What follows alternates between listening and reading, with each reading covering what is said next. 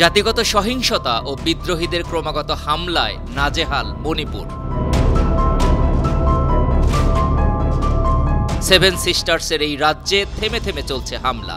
Cookie বিদ্রোহীদের rocket ও drone হামলা থামানো নিয়ে রীতিমতো ঘুম হারাম মোদী সরকারের। বিদ্রোহীদের দমনে মণিপুরে ভারী এমএমজির মতো যুদ্ধাস্ত্র পাঠাচ্ছে কেন্দ্রীয় সরকার।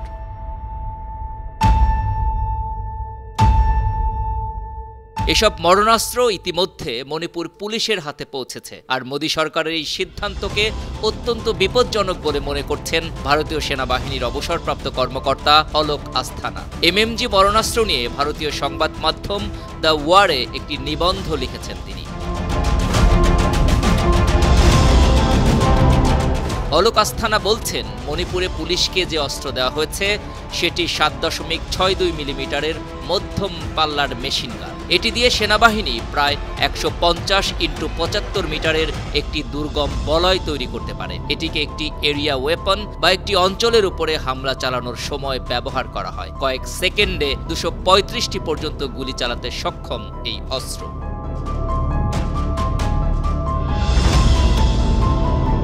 এই যুদ্ধাস্ত্র এতই বিপজ্জনক যে অভ্যন্তরীণ সংঘাত সামলাতে ভারতের সেনাবাহিনীকেও এমএমজি দেওয়া হয় না। এই সাবেক সেনা কর্মকর্তার মতে একটি এলএমজি বা লাইট মেশিন গান বা রাইফেল থেকেও গুলি বেরোয়, কিন্তু এমএমজি থেকে বাড়তি যা বেরোয় সেটি হলো বড় একটা অঞ্চলকে গ্রাস করার মতো আগুন। পাশাপাশি এই অস্ত্রের গুলির রেকর্ড কঠোরভাবে রাখা হয়। একসঙ্গে গুলি চালানোর আদেশ কে দিয়েছিলেন, কার বিরুদ্ধে দিয়েছিলেন এবং এর ফলাফল কি হয়েছিল সেই রেকর্ড রাখাও বাধ্যতামূলক। সাবেক সেনা কর্মকর্তা আস্তানা বলছেন, জাতিগত সহিংসতায় মণিপুর থেকে প্রায় 4000 অস্ত্র লুট হয়েছে। এর পরিবর্তে অর্ডিন্যান্স ফ্যাক্টরি ইতিমধ্যে এ মারাত্মক অস্ত্র মণিপুর কর্তৃপক্ষের কাছে হস্তান্তর করেছে।